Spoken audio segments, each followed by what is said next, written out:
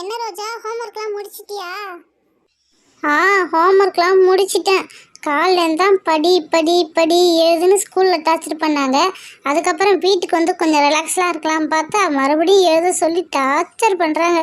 இப்போ தான் எழுதிட்டு படிச்சுட்டு வந்தனே. சரி, உங்கள் வீட்டில் விநாயகர் வாங்கியிருக்கீங்க போல், எப்போ வாங்கினீங்க? சூப்பராக இருக்குது. ஓ, அந்த பிள்ளையாரா? அது எங்கள் லக்கி பிள்ளையார். எனக்கு ஏதாவது தேவைன்னா உடனே அந்த விநாயகர்கிட்ட போய் நான் போய் வேண்டிப்பேன். வேண்டிக்கிட்ட உடனே எனக்கு வந்து அந்த விநாயகர் உடனே கொடுத்துரும். அதனால தான் அந்த விநாயகருக்கு லக்கி பிள்ளையார்னு பேர் வச்சிருக்கோமே. ஏய், இந்த லக்கி பிள்ளையார்கிட்ட என்ன வேணாலும் கிடைக்குமா? ஆமாம் ரோஜா, என்ன வேணாலும் கிடைக்கும். ஓ அப்படியா? பிள்ளையாரே, எனக்கு 2 நாள் லீவ் வேணும். யாரும் என்னை படின்னு சொல்லவே கூடாது. எனக்கு ஐஸ்கிரீமு எல்லாம் சாப்பிட வேணும். யாருமே என்னை கேட்கக்கூடாது. எங்கள் அம்மாவும் என்னை திட்டக்கூடாது ஏன் லீவு போட்டனே. ப்ளீஸ் பிள்ளையாரே, எப்படியாவது எனக்கு நிறைவேற்று பிள்ளையாரே. என்ன எங்கள் லக்கி பிள்ளையார்கிட்ட உனக்கு அப்ளிகேஷன் பெருசாக இருக்குது. லீவுனா வந்து சனி ஞாயிறு தான் லீவ் விடுறாங்க, அது போதாதா? இன்னும் வேற உனக்கு லீவு தேவையா? ஏ கயல், கண்மணி, இந்த பிள்ளையார் மாரியே எனக்கு ஒரு பிள்ளையார் வாங்கி கொடுங்களாம் ப்ளீஸ் கண்மணி. இந்த பிள்ளையார் வந்து நாங்கள் ராமேஸ்வரத்தில் வாங்கினோம். இப்போ எங்கே போய் நான் ராமேஸ்வரத்தில் போய் நான் பிள்ளையார் வாங்கிறது? சரி, நாம் ஒரு ஐடியா பண்ணலாமா? இந்த பிள்ளையாரை வச்சு நம்ம மெழுகு சிலை ஒன்று உருவாக்கலாமா? சூப்பராக வருதா இல்லைன்னு ட்ரை பண்ணி பார்ப்போமா? சரி ரோஜா, நான் ஒத்துக்கிறேன். இந்த பிள்ளையாருக்கு எதுவும் ஆகக்கூடாது, ஏன்னா இது எங்கள் லக்கி பிள்ளையாரு. ஓகேவா? சரி, உங்கள் லக்கி பிள்ளையாருக்கெலாம் எதுவும் ஆகாது. சரி, ஃபஸ்ட்டு ஒரு பிளாஸ்டிக்கில் ஒரு பவுல் எடுத்துப்போம். அது நல்லா தின்னாக இருக்கணும், அப்போ தான் நல்லா இருக்குமே. சரி, நெக்ஸ்ட்டு வந்து அரிசி மாவு எடுத்துப்போம். என்னது, அரிசி மாவா? இந்த அரிசி மாவு எடுத்து நம்ம என்ன இட்லியா சுட போகிறோம்? ஏய், நம்ம இந்த பிள்ளையார் செய்கிறதுக்கெலாம் மோல்டு இருந்தால் தான் நம்ம செய்ய முடியும். ஆனால் நம்மக்கிட்ட அது இல்லை. அதுக்கு பதிலாக அந்த அரிசி மாவை வச்சு நம்ம தண்ணி ஊற்றி சப்பாத்தி மாவு பிசைகிற மாரி பிசைஞ்சி அழகாக சரிசமமாக வச்சாவே போதும். அந்த மோல்டு மாரி அந்த பிள்ளையாரை தூக்கி நடுவில் வச்சு ஒரு அமுக்குனா அந்த மோல்டு ரெடி ஆகிடும். பிள்ளையார் சிலைக்கு உண்டான மோல்டு சூப்பராக இருக்கும். அதே மாதிரியே ரெடி பண்ணி பார்ப்போமா? ஓ அப்படியா?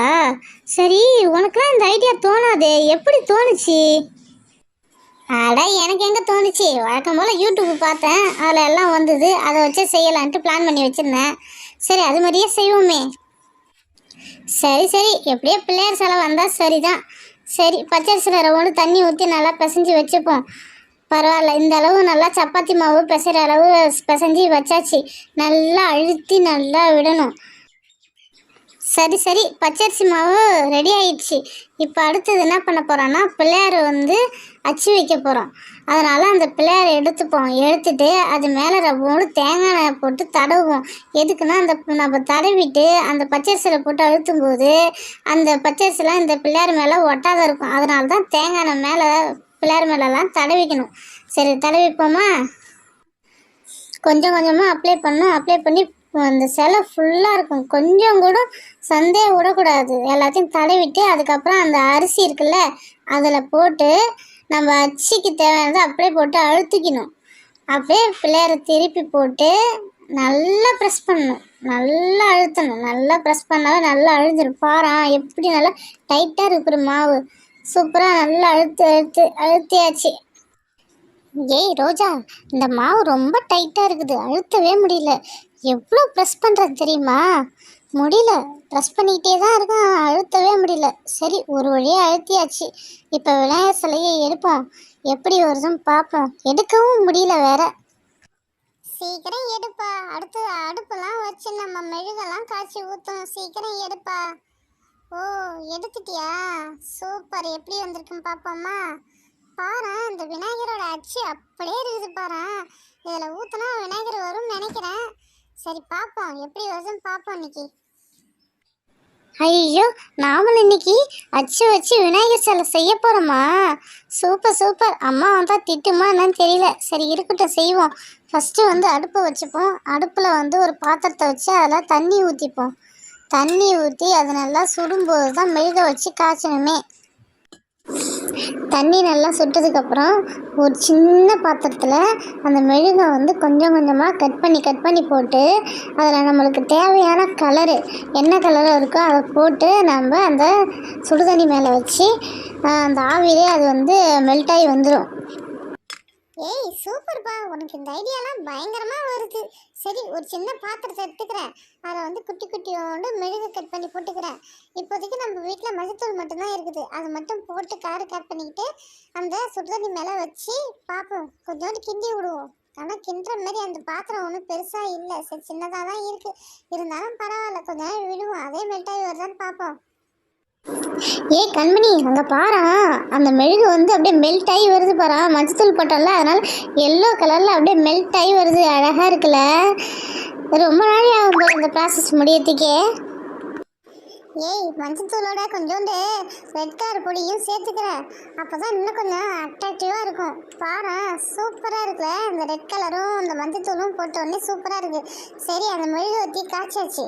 அதுக்கப்புறம் அந்த மோல்டு ஒன்று செஞ்சு வச்சுருக்கோம்ல, அதில் இந்த மெழுகு வச்சுக்கிட்டே காய்ச்சந்த தூக்கி ஊற்றுவோம். எப்படி வருதுன்னு பார்ப்போமா? எல்லா இடமும் அப்படியே படற மாதிரி வீடு ஊற்று, சூப்பராக இருக்கும். ஏய் ஆமாப்பா, ஃபுல்லாக படுற மாதிரி ஊற்றுறேன். நல்லா தான் இருக்குது. இது முன்னாடி இருக்கிறது எப்படி வரும்னு தெரியல. சரி, கொஞ்ச நாள் காய விடுவோம். அப்போ தான் அந்த மெழுகுலாம் வந்து கொஞ்சம் கெட்டியாகி அந்த விநாயகர் சிலை செய்யறதுக்கான அந்த ஷேப்பை கொண்டு வருமே. சரி, விடுவோம் கொஞ்ச நாள். ஏய், சைட்லலாம் காஞ்சி வருது போகிறான். இந்த நடுவில் இருக்கிறது தான் கொஞ்சம் காயவே மாட்டேங்குது. அதுவும் சீக்கிரம் காஞ்சிரும்னு நினைக்கிறேன். சூப்பராக இருக்குல்ல. அடுத்த வாட்டி நம்ம முருகர் சிலை செய்வோம், சூப்பராக வரும். ஓகே. ஏய் சரிப்பா, அடுத்த வாட்டி கண்டிப்பாக முருகர் சிலை செய்வோம். அந்த பிள்ளையார் சிலை மட்டும் ஒழுங்காக வந்ததுதான். அங்கே பாரு கையல், பின்னாடி ஃபுல்லாக காஞ்சி போச்சு. சரி, எடுத்து பார்ப்போமா? எப்படி வந்திருக்குன்னு தெரியல வேற. சரி, எடுப்போமா? சூப்பராக வந்துருச்சுல. சரி, திருப்புவோமா? விநாயகா நல்லபடியாக வரணுமா, லக்கி பிள்ளையாரே. ஏய் வாவ், சூப்பராக இருக்கு பாரு கையல். ஏய், பிள்ளையார் ரொம்ப சூப்பரா இருக்குது. சுத்தி மாவு இருக்கு பாரு, அது எல்லாத்தையும் ரிமூவ் பண்ணணும். ஈரமா இருக்கும்போதே அதை வந்து நம்ம எடுக்கணும். இல்லை வச்சுக்கோ, ஏன் அந்த சிலையை விட்டு நம்மளால எடுக்கவே முடியாது அந்த மாவை. ஏய் பாரா, அந்த மாவெல்லாம் எடுத்துட்டு அப்புறம் பாரா, சூப்பராக இருக்குல்ல விநாயகர். அந்த விநாயகருக்கும் இந்த விநாயகருக்கும் பாரா டிஃப்ரெண்ட்டாக. அதுக்கு பிளாக்காக இருக்குது, எல்லோவாக இருக்குது. செம்ம சூப்பர். பரவாயில்ல, நம்ம இன்னைக்கு செஞ்சது ரொம்ப சக்ஸஸ் ஆகிடுது. ஏய் கண்மணி, அந்த 2 விநாயகரையும் பக்கத்தில் வை, எப்படி இருக்குன்னு பார்ப்போம். வாவ், நாம் செஞ்ச விநாயகர் செம்மையாக இருக்குதுல்ல.